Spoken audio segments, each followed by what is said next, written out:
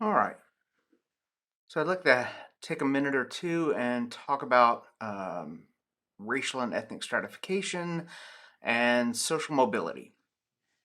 Um, if you've taken Intro to Sociology, you've gotten some introduction to stratification systems and the importance of stratification in society overall. We're going to really look at the way in which those systems of inequality kind of intersect with race and ethnicity. So we're going to talk about the importance of stratification systems in systems of oppression overall. So let's start with what we mean when we talk about ethnic or racial stratification or ethnic racial stratification and inequality. Um, this is basically just a pattern where social inequality falls along lines of race or ethnicity. So stratification broadly is understood to refer to sort of the layers of social inequality. And there are lots of different dimensions along which things can be unequally distributed within a society. Whichever dimension of inequality we're talking about, the system of inequality is called a stratification system. Strata, the root word of stratification, means layer. So when we look at stratification systems, we see societies in which resources are unequally distributed, and the clusters of groups of people who share similar positions within that system of inequality are sometimes called classes or castes or some other label for a social group. Under feudalism, for example, we had the clergy, we had the nobility, and we had peasants, all referring to sort of people who occupy different levels within the inequality system of feudal society. So when we talk about racial and ethnic stratification or racial and ethnic inequality, we're really just talking about the layers that make up that society and the way in which those layers feature um, um, particular concentrations or particular distributions of racial or ethnic groupings. The most rigid form of a stratification system is what we call a closed system. So a stratification system that is closed is one in which there is no social mobility. No one moves up, no one moves down, right? So social mobility is, as we'll talk about in a few minutes, the ability to move up and down within a stratification system. If there isn't any of that, then we say that that system is closed. If there is social mobility, then we say that that system is open, right? And like we talked about in class, the openness or the closed nature of a system can be either de jure or de facto. So you can have a system that is open in principle, right, de jure, but if no mobility actually occurs, then for all intents and purposes, in practice, de facto, it is a closed system. So that's also something we want to take into consideration. The idea that groups of people can experience upward or downward mobility is one thing. The reality of them actually doing it is something else entirely. So again, when we have a very, very rigid system, we would call that a closed system or a caste system. Caste referring to different groups within the structure of a hierarchy of inequality. When those castes are a function of racial classification, we call that a racial caste system. So a racial caste system is just a system of social inequality with two or more rigidly defined and unequal groups.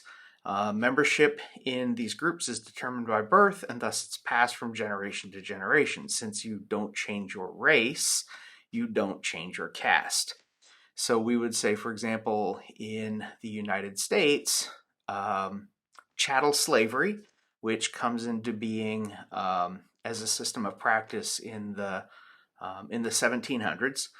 Chattel slavery is a race based caste system. It's a racial caste system in which your membership in that group, your position within that caste, is a function of your skin color, right? So if you're born to black parents, You are going to be in a condition of servitude, right? Your labor is going to be permanently bonded. You're going to be a chattel slave. You can be bought and sold as property. And if you are white, you're not, right? That's an example of a racial caste system.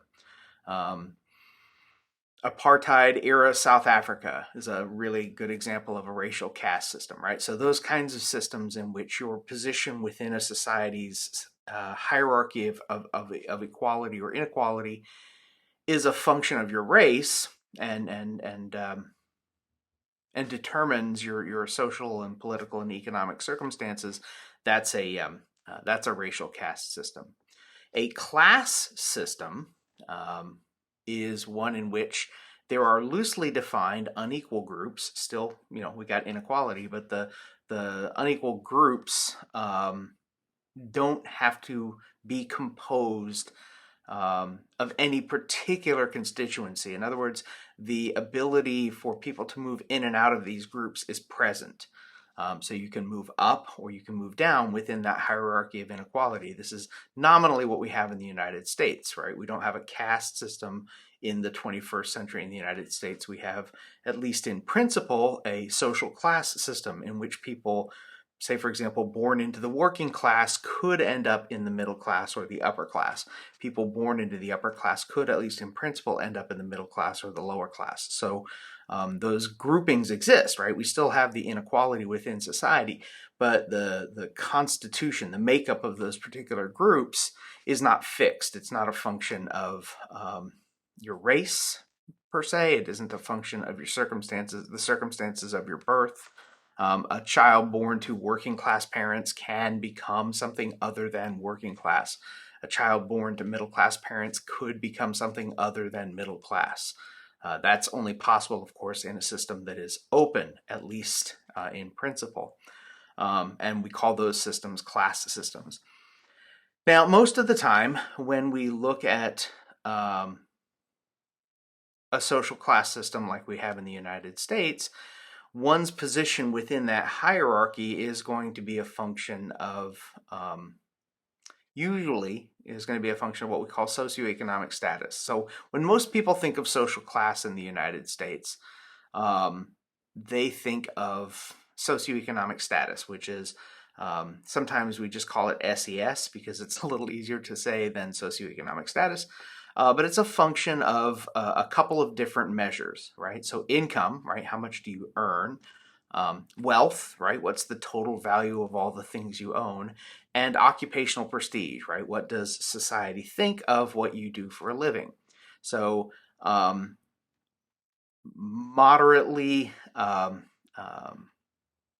robust incomes, around the median income in the United States, which is in the mid to upper 60s. Each year it's we get a little bit of a lag. It's early 2022 right now. It's hard to know what the median income is for 2021 because that data is still being compiled. But if you go back to 2020 or 2019, it becomes a little bit easier to see what the median income was back then. And I'll say a quick thing about median income in just a moment, but I want to get back to how we define these classes. So if you have an income that is somewhere around the median household income in the United States and some degree of wealth, let's say you own your home, maybe you have a 401k or some other kind of retirement account, so you have some wealth and some savings built up. And of course, the occupation you have requires some degree of education, professional credentialing, a specialized skill set. We would call you probably in all likelihood middle class, right? Because those are the markings of middle class life in terms of socioeconomic status. There's a lifestyle dimension as well to being middle class, right? The things that you consume, the culture that you participate in, the places where you go on vacation and all of that, right? So there are lifestyle dimensions to social class as well. But when we're thinking about just the raw kind of underlying criteria of what sorts out, say, for example, working class people from middle class people or middle class people from upper class people, more often than not, we're talking about income, wealth, occupational prestige. want to say, as I said, I want to say something quick about median income. When sociologists look at measures of economic health, measures of economic standing in society, we often focus on the use of, as I said, income. And we look at two things that may seem a little bit counterintuitive. We don't look at individual income, we look at household income, right? A household is essentially just, people living together in, um, in a single home. Could be a condo, an apartment, a house, right? But it's a group of people living together. All the possible combinations of that. So it could be a single person with one income. It could be a married couple with no children, only one of whom works. It could be a married couple, no children, both of whom work. It could be a married couple with children, with two parents working and one child working and making some contribution to the house, to the household income, right? So because household captures all of those possible permutations, that tends to be the thing that we like to look at because it gives us better, more accurate information with regard to the operation of the economic unit itself. So a household spends money. The individuals in the household spend the money, but the money that is being spent is sort of household income, right? So you could have, say, for example, two married people or two cohabitating people, both of whom work, and one of them makes $100,000 a year, the other makes $50,000 a year.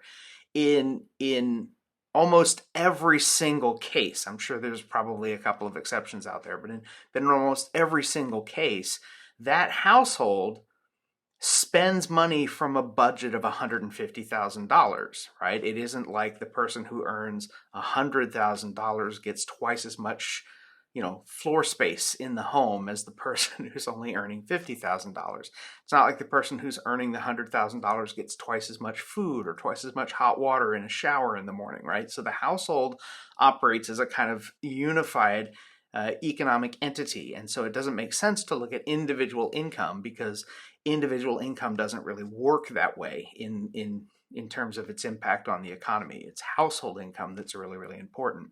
And the median is what we look at because if you look at the average, not to turn this into a class on statistics, but averages can be really, really significantly skewed by extreme values. So, if you have 10 homes in a suburban neighborhood, in the northwest suburbs of Chicago, and the household income for each of those 10 homes is $100,000, and then Elon Musk buys the house on the corner. Well, the average income in that neighborhood just skyrocketed, right? It just went through the roof. But the reality for the vast majority of the homes in those neighborhoods is their economic fortunes haven't really changed at all. They're still, pulling down $100,000 a year. So the median, being the midpoint between the highest value, which is whatever Elon Musk makes, and the lowest value, which is $100,000, is still going to be $100,000. That is going to be a much more accurate measure of the economic reality of that particular community. So average income really doesn't, even average household income doesn't really tell us very much about the distribution of income across households in the United States, whereas median household income does, because the median is a very robust measure of central tendency. It doesn't get affected by outliers nearly as much as the mean or the average.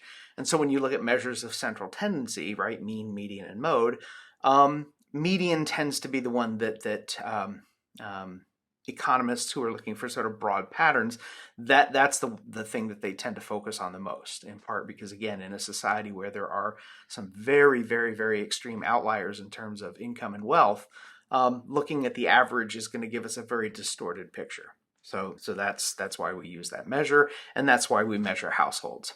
Last thing I want to say before we get out of this particular unit is I wanted to say a couple things about social mobility. Remember, social mobility is the ability to move within a society's stratification system. There are lots of different ways to measure mobility. We can look at direction, right? Are people moving up or people moving down, right? That's called vertical mobility. Are people moving laterally or sideways, right? What we might call horizontal mobility. We don't look at that one very much at this level of sociological analysis. If you took a class in stratification, looking at horizontal or lateral mobility might be something that would be at least more likely to come up. Most of the time when we talk about mobility in this class, we're going to be talking about vertical mobility, moving up or moving down. There is absolute mobility versus relative mobility. So absolute mobility is when everybody's economic fortunes are changing at the same time, right? The standard of living in a society is going up, or the standard of living in a society is going down. So over time, families are getting richer or families are getting poorer. That would be absolute mobility. If everybody is experiencing upward mobility, but nobody is changing places, then you have upward mobility, but no real reordering of the distribution of those unequally distributed resources. So we also want to take into consideration something like relative mobility, which is where people stand relative to other people in their society. So if everybody's getting richer over time, here's one of those really very strange sorts of things that can happen. If everybody is getting richer over time, but one family is getting richer faster than another family, then relative to that first family that's getting rich at a faster rate, this second family is falling behind even as they're getting richer. So they are experiencing upward absolute mobility, right? Their economic fortunes are improving, but relative to everybody else in their society, they're actually losing ground. So they're moving down relative to this other family. So we want to be cognizant of both of those things because, again, one can be moving up while simultaneously moving down. And again, that one can sometimes be a little bit of a head scratcher. So that's absolute and relative mobility. There is intergenerational versus intragenerational. So INTER, little pro tip, anytime you see a word that begins with INTER, that means between. So intergenerational mobility is the mobility that people experience across generations. So a kid born into a working class family to working class parents later goes on to become a doctor or some very, very successful entrepreneur and finds themselves in the upper middle class or even the upper class. That person has experienced upward intergenerational mobility, right? Relative to the previous generation, this new household is much better off. Intragenerational mobility refers to the mobility that a person experiences within their own lifetime. So INTRA, intra-generational mobility, is the mobility that an individual person experiences across the course of their lifetime. My first job was working in not counting a paper route when I was a kid, right? My first job was working in fast food, and now I'm a college professor. That is upward intra-generational mobility. And so that would be sort of what that looks like. Now, some people, their first job is in hospitality or food service or retail, and that's where they work for the entirety of their lives. That's, a lack of mobility within their own lifetime. Some people might start out working in retail, but because of a series of circumstances or things that unfold within the context of their lives, go from full-time retail employment to part-time seasonal work, and little by little over the course of their lifetimes they might experience longer and longer stretches of unemployment or diminished income or decreased full-time opportunities.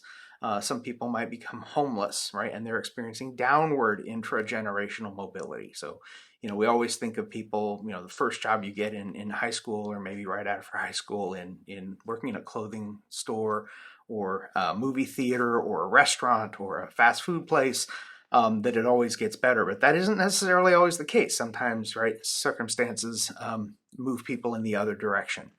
So we want to be aware of all of these different kinds of mobility. And when we look at social mobility, we want to be attuned to all of the different possibilities that exist because, again, social mobility is a really, really important measure of the overall economic health of a purportedly open stratification system of a social class system.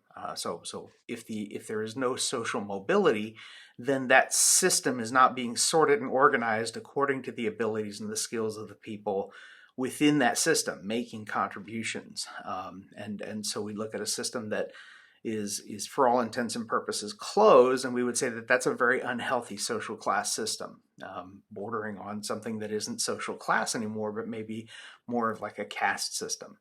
We'll talk a little bit more about the makeup or the composition of stratification systems in industrial society, because as I mentioned, there are other ways to measure inequality beyond just socioeconomic status, and we'll talk about that in the next lecture. So until then, you guys have a good one.